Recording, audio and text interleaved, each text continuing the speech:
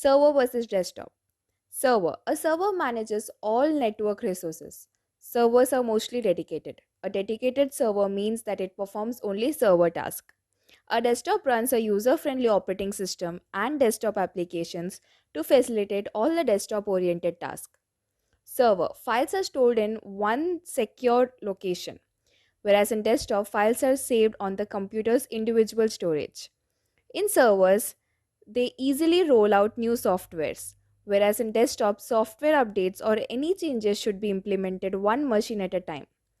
Um, in servers, more than one power supply is present, and in servers, there are multiple processors used. Servers are comparatively safer than desktops.